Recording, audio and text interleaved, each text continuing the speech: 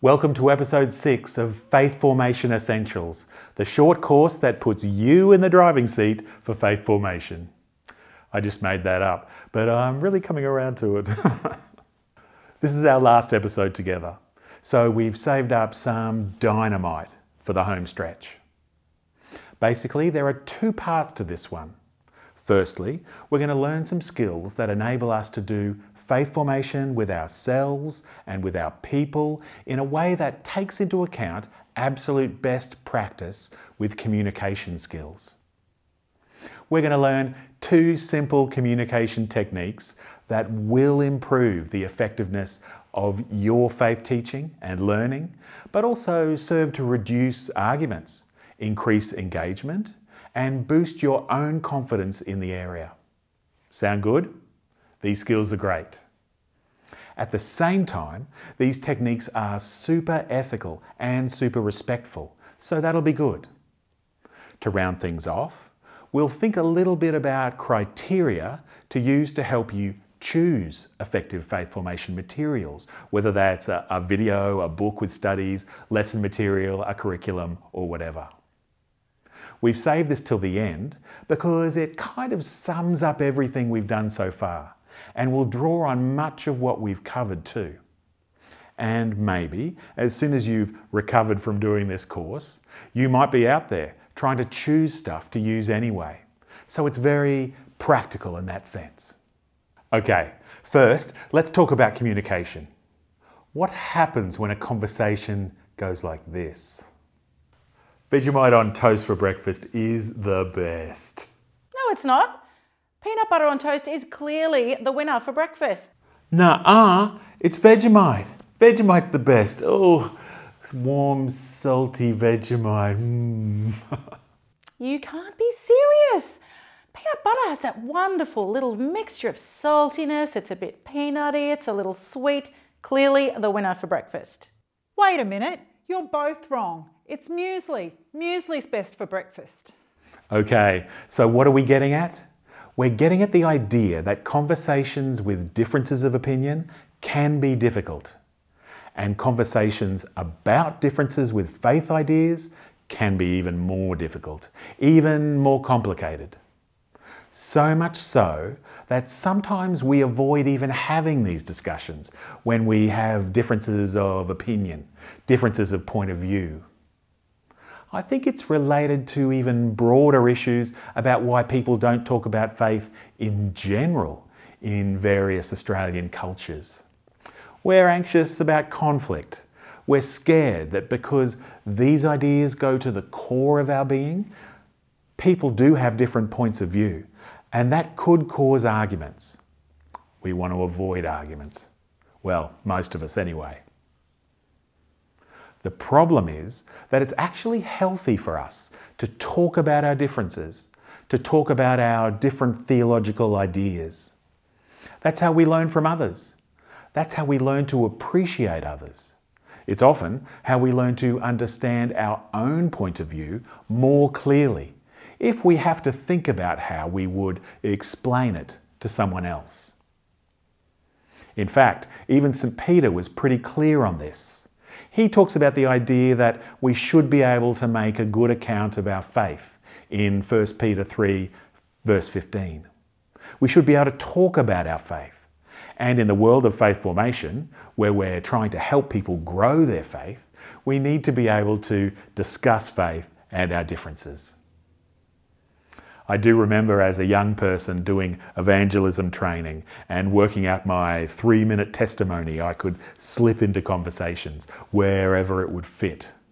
I guess I've kind of moved on from that thinking these days because I realise that sharing faith is not about having some practiced little chunk of monologue to download on people when they least expect it.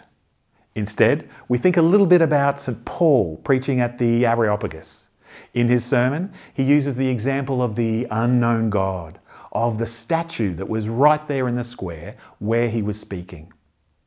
Now, there are a lot of things we can learn from the way Paul does that, but one of the things that sticks out to me is this. It's the idea that how we talk about our faith is not just a matter of how we want to say things. it's also always helpful to think about who we are talking to and think about how they will hear what we're saying, not just what we're saying itself. Okay, so if we take that as read, that talking about faith involves not only talking about the thing that we want to talk about, but also thinking about how it will be heard by other people, then there are some things to take account of. One of the things that I've noticed in my time around the church, and especially working on the edges of the church, working with high school students for 25 years or so, teaching RE, was that often it's not the content of faith that's the problem when you have these conversations. The people that I would share about faith with, they were actually really interested in what faith was all about and the content of faith. What could sometimes be a problem was not the content of faith, but how some people talk about their faith, the words, the expressions, even the assumptions behind these things. How they share about faith can get in the way of good faith conversations. And I think that has relevance for whenever we talk about faith, not just with people who are learning about it for the first time, but also when we have differences of points of view on theological issues. Okay, so what can we do about this? Well, one simple thing to begin with is to be aware of the jargon that we use when we talk about our faith. Christians have a lot of jargon, a lot of technical language, you could call it that. That's a nicer way of saying jargon. Jargon sounds like a negative thing. We have a lot of technical language, whether it's grace or sacraments or Trinity or rector or canon, we have a lot of jargon.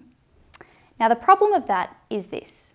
When we use a particular word, say grace, the person that we're talking to might know that word, but they might have a different understanding of it, a different perspective on that word. Grace, is it a girl's name? Is it a thing you say before a meal? Is it a faith idea about God loving us even though we don't always deserve it? Now we can't just get rid of this faith jargon. Some of us used to think that. We should get rid of all the jargon so that someone can walk in off the street and understand everything. But that technical language is important. It describes important things. Learning that language is a part of learning and understanding faith. So, thing number one, when we are using technical language, take the time to get on the same page with our groups. When we talk about a particular thing, we ask what they understand by that word. This comes home to me in the good old RE days with Year 11 students.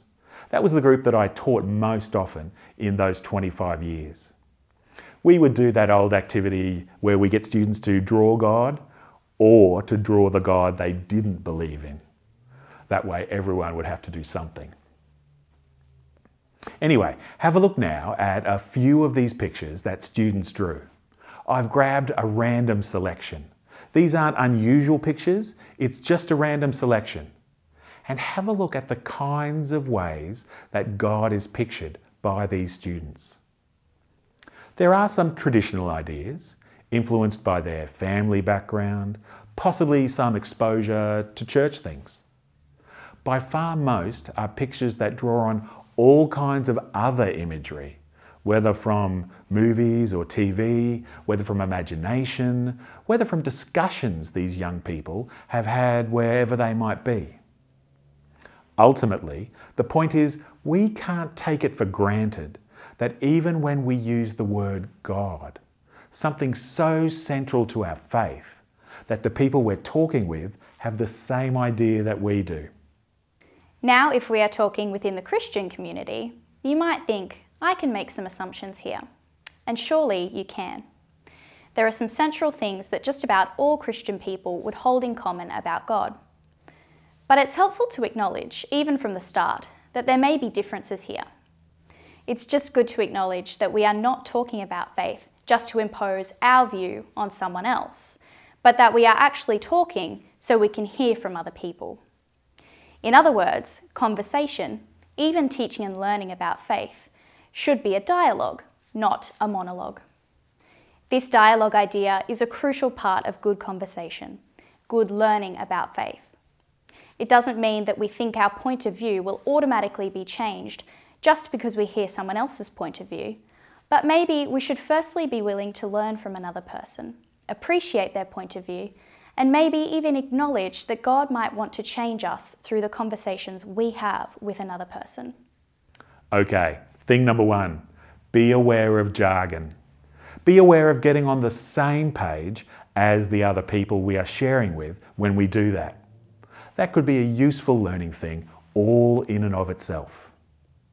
Thing number two, actually thing number 2 and 3 are two simple language techniques that once you grasp, really in my experience, improve discussions about faith, whether that's with people who are new to faith things or with people who are experienced in the world of faith too. They are so useful to teaching and learning about faith formation. Let me give you some foundational stuff first to underpin and back up their use. Let's do some imagining. Ah, that's nice. All right, down to business. Imagine, if you will, all the things you can say about faith. There's a lot. There are various ways to simplify that task, like categorizing these faith talk things. 2 categories. The first is all of the things you can say about faith that are provable or disprovable. We would call these fact-type statements. These are all of the things that are provable, measurable, and so on. So for instance, how many disciples are mentioned in the Gospels as following Jesus in the beginning? The answer is a fact-type statement, because you can do the research and the answer is pretty clear-cut. What year did a particular church council happen in the early church? You can do the research and the answer is probably clear-cut, as records were kept. Fact-type statements. But it's not just historical stuff. When I pray, I often feel closer to God is a fact-type statement. I do a thing, I get a feeling, and I'm telling you it's the case. So it's fact-type statement. But not all of the things we can say about faith are in this category. There is another. There are fact-type statements, but there are also belief-type statements. For example, the Holy Spirit is with us in the room as I speak. Can't prove it, can't disprove it either. Christ is present in a mystical way during the Eucharist. We can't prove this, but we believe it. Belief-type statements. This is the essence of faith right here. Though remember, fact-type statements are a part of our faith too. Okay, let's try this one out a little. Find the workbook section for episode 6 and you'll see some examples of these statements. Your job is to try and work out whether each one is a fact-type statement, a belief-type statement, or maybe even a mixture of the two. Decide for each one on the page. And here's a red-hot tip. When you hear the statement, try to put yourself into the shoes of someone who doesn't believe this. Then it becomes easy to imagine that person declaring, that's just your belief. As soon as you can imagine someone saying that, you know you probably have a belief-type statement in front of you. Okay, we'll pause the video and you can have a go at each of the statements. If any are confusing, don't worry, just move on to the next one. And if they're all confusing, well, don't worry, soon we'll explain them.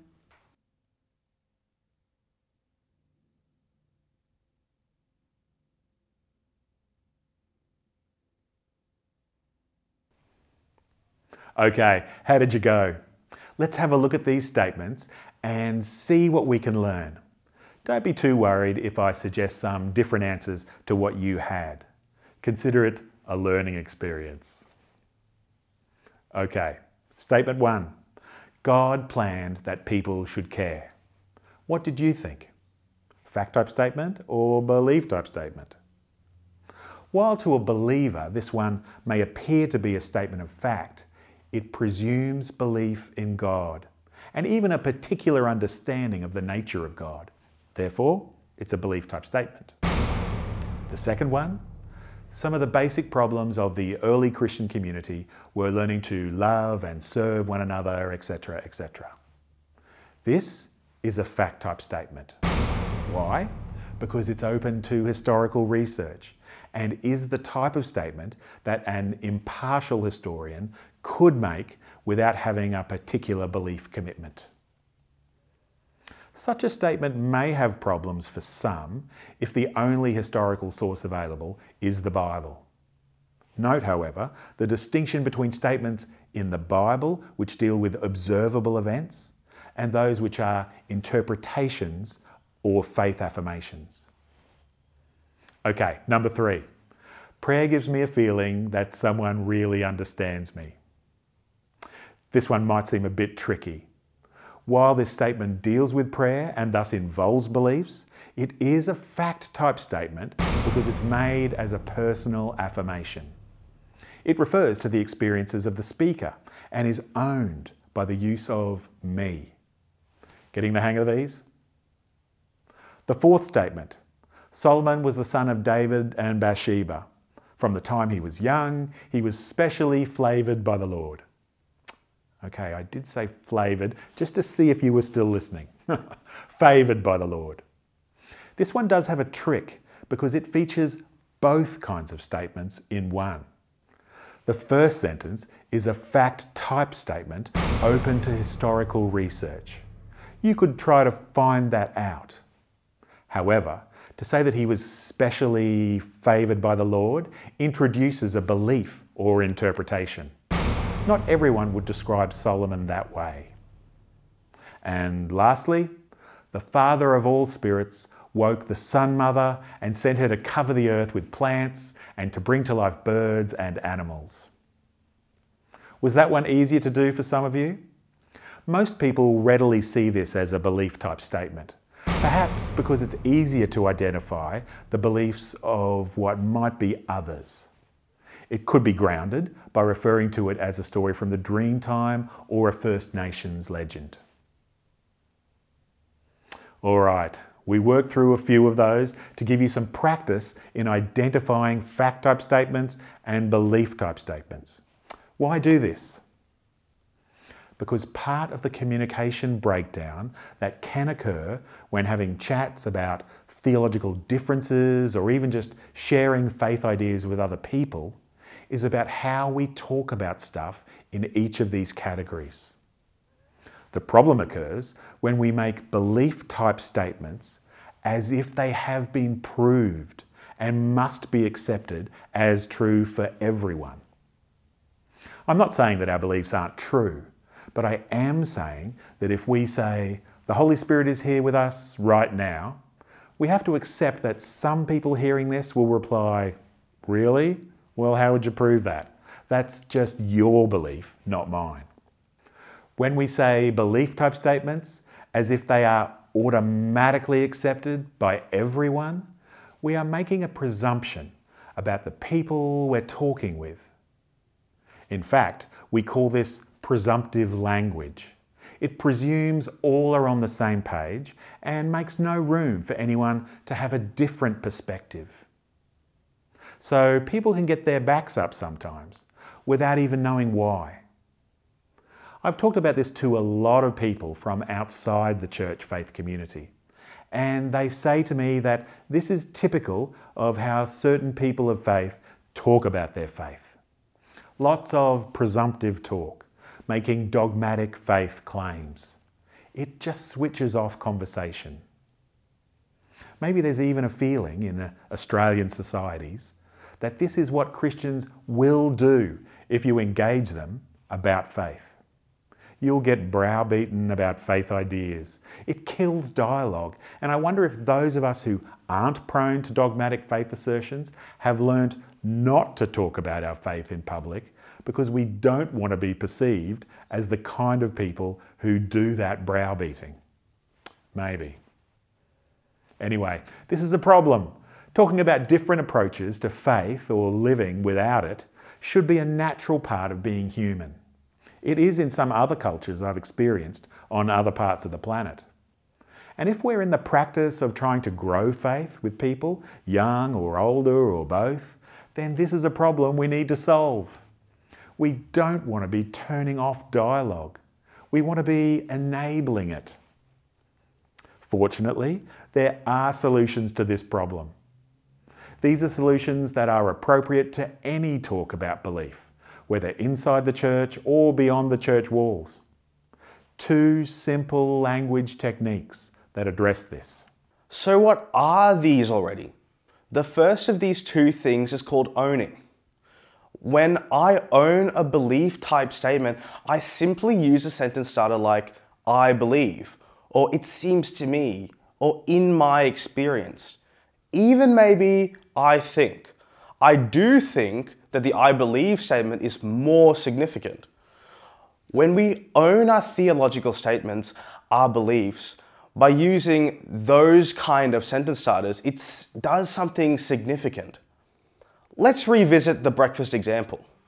Instead of 2 people talking about their different views in a dogmatic way, we get statements like, I think that Vegemite is the best food to have on toast. And someone else says, I think peanut butter is the best. You might think there's still an argument there, but sentences that start with I believe and I think acknowledge that your point of view is not the only point of view. They step back from the dogmatic position that says there's only one way to think. That's important. That's really crucial. Because you know what? It's true. Now that might be hard for us to get our heads around. We might think, my belief about baptism is the only point of view, the correct point of view. Infant baptism, believer baptism, whatever it might be. But let's step back a bit. Ultimately, we've come to a particular belief about those things based on our reading of Scripture, the community that nurtured us, our understanding of tradition, and our grasp of reason too. It's a fact that another person could grow into a different understanding by reading Scripture and by thinking through the tradition of the church, and by using their reason as well. It can be difficult to understand, but for many theological issues, there are other positions. For each of these positions, there are people able to justify them based on readings of Scripture and tradition and the use of reason and so on. So owning, I believe, I think, it seems to me, in my experience, we own a particular point of view. As soon as we do that, the way is open for the other person or people to own other points of view too. It invites others to say, oh, that's what you believe. Well, here's what I believe. It leaves the way open for the next part of a conversation, like, tell me about that, or I find that really interesting. How did you discover that?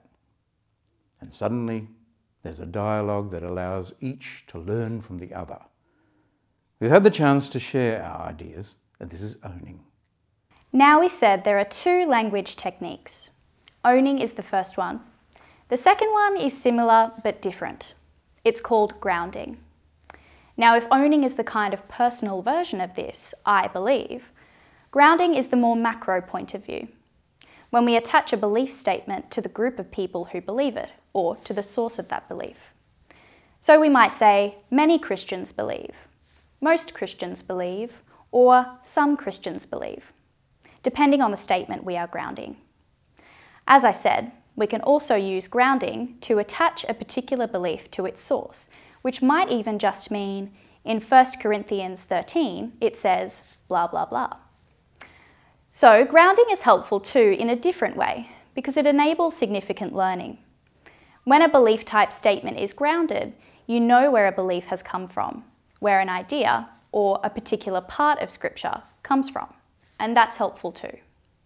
Some people have said, how do you know which to do, whether to own or ground? Once you have a go at it, what's appropriate in any given moment starts to become quite obvious. So what does using owning and grounding do? Well, I've already said it encourages dialogue. I've already said it allows for other points of view. It means we're learning from each other.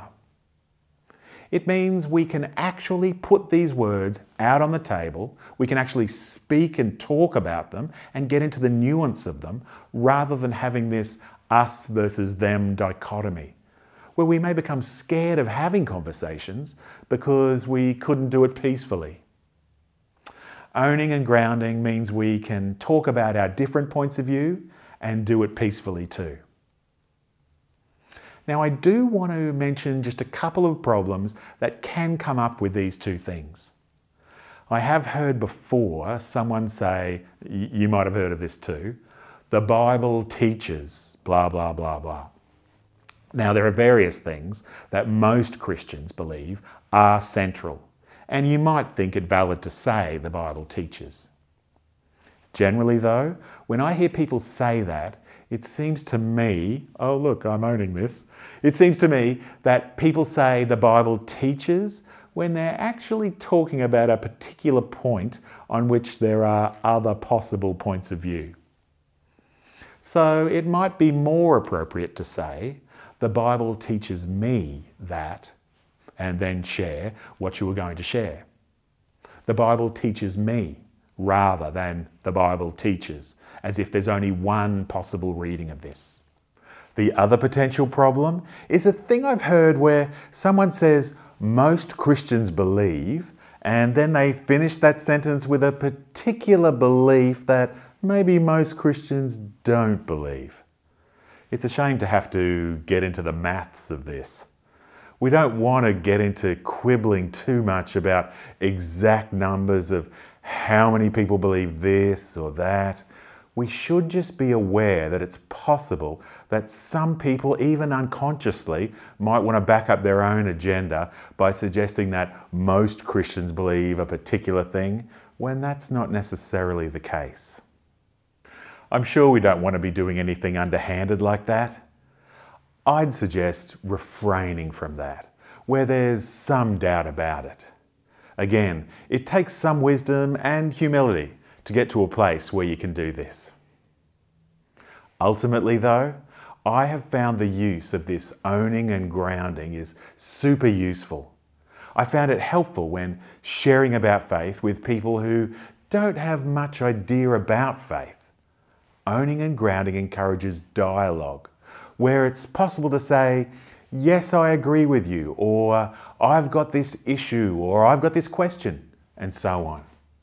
So in a sense, owning and grounding and thinking about the jargon idea too, it's a kind of evangelism training if people are shy about sharing their faith. And here's a bonus. When using owning and grounding statements, it's almost impossible to be perceived as a Bible basher or a brainwasher, because you're just looking for dialogue with another person. You're not using dogmatic assertions that suggest there's only one way to think about a particular thing. Some Christians fear that reaction, and it turns them off sharing their faith at all. And it contributes to a silence about religion in various Australian cultures because we don't want to be misunderstood. So we think this owning and grounding stuff is great. It enables us to have these conversations and do so as a natural part of unfolding relationships with people who are new to faith. And within the church, using this owning and grounding means that we can actually learn from each other.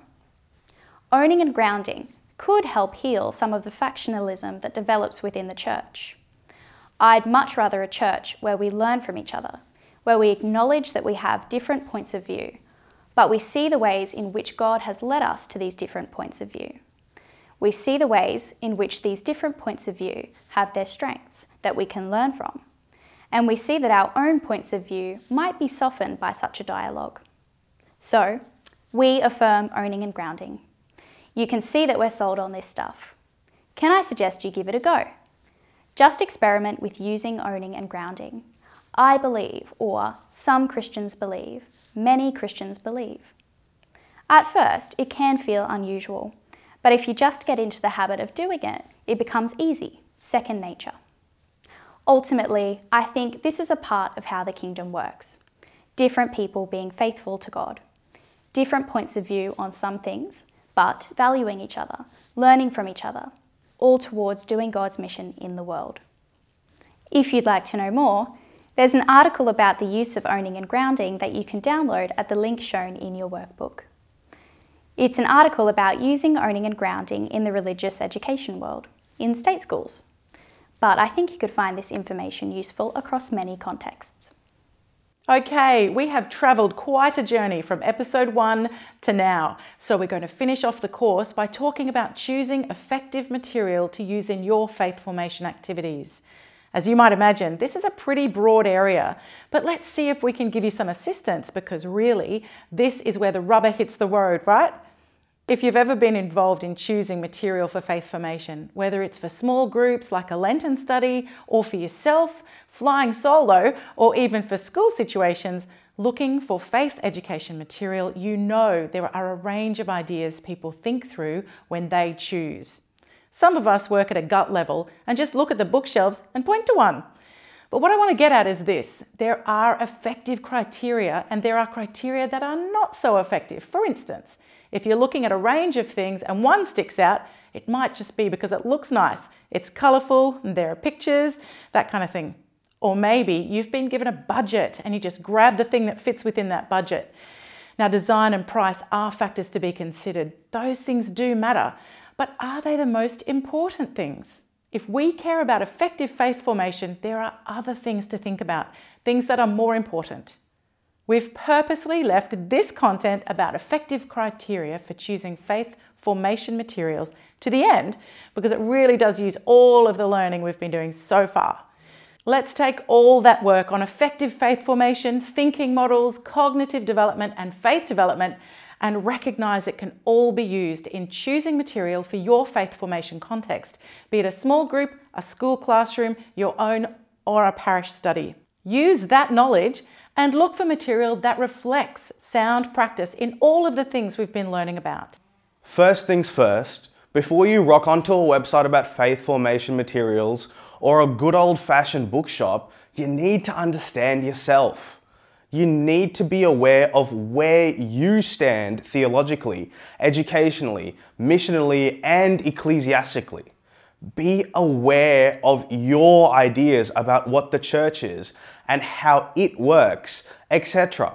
I'm just saying etc. because there are other things as well. We need to understand ourselves, or at least have a developing understanding, and we need to have an understanding of the community in which this material will be used. Our church, our school, or whatever.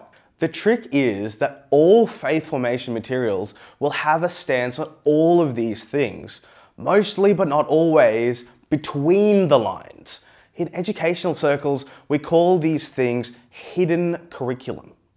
Trained people like yourselves can discern these leanings, though sometimes that can be tricky as well. I'm not suggesting that anyone is trying to put anything over you. Just that every material operates out of a set of basic assumptions, and picking the right thing can make sure we get a good match. And having said that, sometimes it's appropriate to use material that challenges us to step outside of our own set of preferences. But that's for you to decide. Anyway, back to the process of choosing. You can make choices about resources before you go looking. Identify the important things to look for in your material. In other words, what criteria you'll use to make your decision. Of course, the very first thing to get straight is to nail down exactly what you're after. So we ask ourselves some questions. What is the need this material will aim to meet? Who are the learners who will use this material? What is the physical space available for the learning environment? Then once you start browsing for stuff online or in a library or shop, you can turn these questions around to think about suitability of actual material. So you think about the material and ask, 1. How much does it suit you as a user? In other words, is it easy to facilitate? Is there a clear how-to guide? Also, is this material easy to promote, since you've got to convince people to use it? So, are there any promo materials that come with it? 2. How much does it suit the audience? In other words, is it age and developmentally appropriate? Is it fun? Is it addressing the needs of the users? 3, how much does it suit the church's need? Is it synchronous with the aims of the church's mission?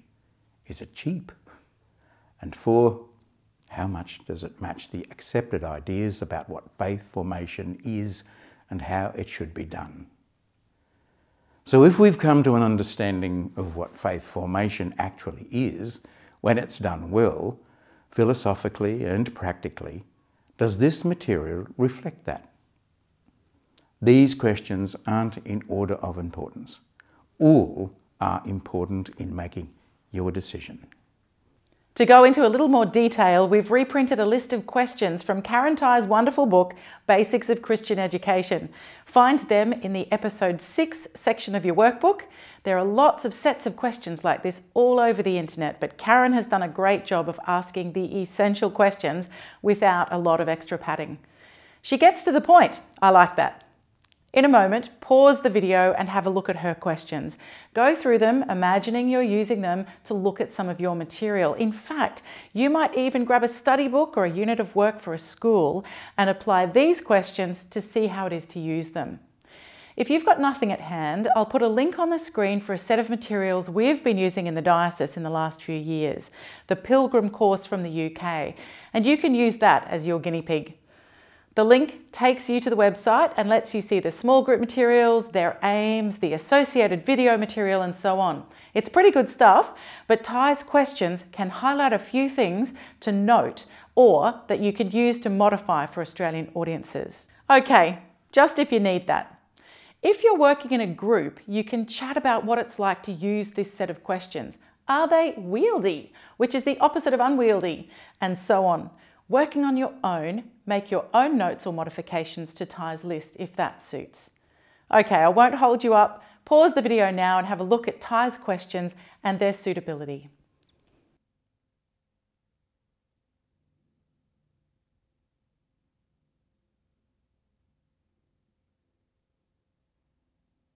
All right, what did you think? A pretty good list? Some questions will be more important to some communities than others. That's okay if we can justify that with good thinking. If you ever need to make a report on a few materials to get someone else to okay it, Tighe's list provides a clear structure to do that. And maybe you thought of some other useful questions that should be added here and there. If you did, feel free to drop us a line to suggest them. I'd love to know. All right, let's round it off there. We've covered some significant ground along the way on our journey up the faith formation mountain. Quite a climb. Thank you for your hard work and concentration as we've thought and pondered and learned and tussled with big ideas. This is all so important to our faith and the future of our faith. How will we learn and grow in our faith? How will we thrive and flourish? How will our faith communities thrive and flourish? These are big questions. But I trust that some of the stuff we've done together has given you some hope that there are answers to those questions. With thoughtful, God-led approaches to faith formation, our faith will grow. With creative, Spirit-led approaches to faith formation, our faith communities will thrive. With Jesus-centered prayer and thought and creativity and love for each other, faith will flourish.